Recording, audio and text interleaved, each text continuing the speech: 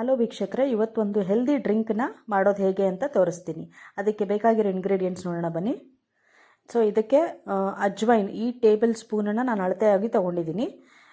ಅಜ್ವೈನ್ ತೊಗೊಂಡಿದ್ದೀನಿ ಇಲ್ಲಿ. ಇದು ಅಜ್ವೈನು. ಈ ಟೇಬಲ್ ಸ್ಪೂನಿಂದ 2 ಟೇಬಲ್ ಸ್ಪೂನಷ್ಟು ಅಜ್ವೈನ್ ತೊಗೊಂಡಿದ್ದೀನಿ ನಾನು. ಈ ಅಜ್ವೈನ್ ಬಂದು ಡಯಟ್ರಿ ಫೈಬರ್ಸ್ ಜಾಸ್ತಿ ಇರುತ್ತೆ ಇದರಲ್ಲಿ. ಆಮೇಲೆ ಇದು ಪಚನ ಶಕ್ತಿನ ಹೆಚ್ಚಿಸುತ್ತೆ. ವೈಟಮಿನ್ಸು ಮತ್ತು ಮಿನರಲ್ಸ್ ಕೂಡ ಇರುತ್ತೆ ಇದರಲ್ಲಿ. ಇದು ಡೈಜೆಷನ್ನಿಗೆ ಹೆಲ್ಪ್ ಮಾಡುತ್ತೆ. ಮತ್ತು ಇದು ಕಲೋಂಜಿ ಅಥವಾ ಬ್ಲ್ಯಾಕ್ ಜೀರಾ ಅಂತ ಹೇಳ್ತಾರೆ ಇದಕ್ಕೆ, ಕಲೋಂಜಿ. ಇದು ಡಯಟ್ರಿ ಫೈಬರ್ಸ್ ಜಾಸ್ತಿ ಇರುತ್ತೆ, ಪ್ರೋಟೀನ್ಸ್ ಜಾಸ್ತಿ ಇರುತ್ತೆ, ಹಾಗೆ ಫ್ಯಾಟ್ಸ್ ಕೂಡ ಇರುತ್ತೆ.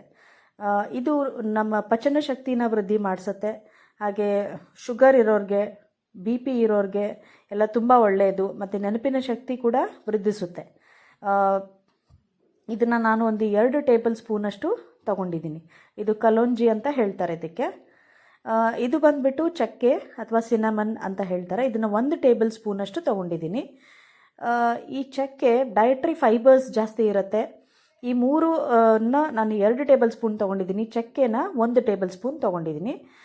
ಇದರಲ್ಲಿ ಡಯಟ್ರಿ ಫೈಬರ್ಸ್ ಜಾಸ್ತಿ ಇರುತ್ತೆ, ಪ್ರೋಟೀನ್ಸು, ಮಿನರಲ್ಸ್ ಮತ್ತು ವೈಟಮಿನ್ಸ್ ಇರುತ್ತೆ. ಇದು ನಮಗೆ ಮೆಟಬಾಲಿಸಮ್ನ ಇಂಪ್ರೂವ್ ಮಾಡುತ್ತೆ. ಆಮೇಲೆ ಕೂದಲಿಗೆ ತುಂಬ ಒಳ್ಳೆಯದು ಮತ್ತು ಸ್ಕಿನ್ಗೂ ಕೂಡ ಒಳ್ಳೆಯದು. ಇದನ್ನು ನಾನು 1 ಟೇಬಲ್ ಸ್ಪೂನ್ ತೊಗೊಂಡಿದ್ದೀನಿ. ಹಾಗೆ ಇಲ್ಲಿ ಮೆಂತ್ಯ ಕಾಳು ಬರುತ್ತಲ್ಲ, ಅದನ್ನು ತೊಗೊಂಡಿದ್ದೀನಿ. ಫಿನಿಗ್ರಿಕ್ ಅಂತ ಹೇಳ್ತಾರೆ, ಮೆಂತ್ಯ ಕಾಳು. ಇದನ್ನು 2 ಟೇಬಲ್ ಸ್ಪೂನಷ್ಟು ತೊಗೊಂಡಿದ್ದೀನಿ. ಇದು ಪ್ರೋಟೀನ್ಸ್ ಜಾಸ್ತಿ ಇರುತ್ತೆ, ಹಾಗೆ ಡಯಟ್ರಿ ಫೈಬರ್ಸ್ ಕೂಡ ಇರುತ್ತೆ, ಮತ್ತು ವೈಟಮಿನ್ A ಮತ್ತು C ಇರುತ್ತೆ. ಇದು ನಮ್ಮ ಸ್ಕಿನ್ ಮತ್ತು ಹೇರ್ಗೆ ತುಂಬ ಒಳ್ಳೆಯದು. ಹಾಗೆ ಕಾನ್ಸ್ಟಿಪೇಷನ್ ಎಲ್ಲ ಪ್ರಾಬ್ಲಮ್ ಇದ್ದರೆ ಅದು ಅಂಥವ್ರಿಗೆ ತುಂಬ ಒಳ್ಳೆಯದಿದು. ಸೊ ಇದನ್ನೆಲ್ಲ ನಾನು ಡ್ರೈ ರೋಸ್ಟ್ ಮಾಡ್ಕೊಳ್ತೀನಿ. ಈಗ ಸಪ್ರೇಟಾಗಿ ಹುರ್ಕೊಳ್ಬೇಕಾಗತ್ತೆ ಅದನ್ನೆಲ್ಲ. ಸೊ ಈಗ ಮೊದಲು ಅಜ್ವೈನನ್ನು ಮೀಡಿಯಮ್ ಉರಿಯಲ್ಲಿ ಡ್ರೈ ರೋಸ್ಟ್ ಮಾಡ್ಕೊಳ್ತಾ ಇದ್ದೀನಿ. ಆಗಿದೆ. ಕಲೋಂಜಿನ ಈಗ ಡ್ರೈ ರೋಸ್ಟ್ ಮಾಡ್ಕೊಳ್ತಾ ಇದ್ದೀನಿ. ಹಾಗೆ ಮೆಂತ್ಯ ಕಾಳು ಇದು ಕೂಡ ಆಗಿದೆ. ಮತ್ತು ಈಗ ಚಕ್ಕೆನ ಡ್ರೈ ರೋಸ್ಟ್ ಮಾಡ್ಕೊಂಡಿದ್ದೀನಿ. ಇವನ್ನೆಲ್ಲ ಸಪ್ರೇಟಾಗಿ ಮಿಕ್ಸರ್ ಜಾರ್ನಲ್ಲಿ ಹಾಕ್ಕೊಂಡು ಪೌಡ್ರ್ ಮಾಡ್ಕೊಳ್ಬೇಕಾಗುತ್ತೆ. ಸಣ್ಣಗೆ ಪೌಡ್ರ್ ಮಾಡ್ಕೊಳ್ಳಿ, ಸಪ್ರೇಟಾಗಿ ರುಬ್ಕೊಳ್ಳಿ ಅದನ್ನು.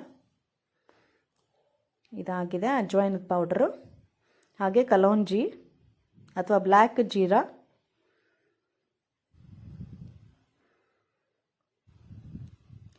ಮೆಂತ್ಯ ಕಾಳಿನ ಪೌಡ್ರ್ ಮಾಡೋಣ ಈಗ ಲಾಸ್ಟಲ್ಲಿ ಚಕ್ಕೆನ ಪೌಡ್ರ್ ಮಾಡ್ಕೊಳ್ತಾ ಇದ್ದೀನಿ.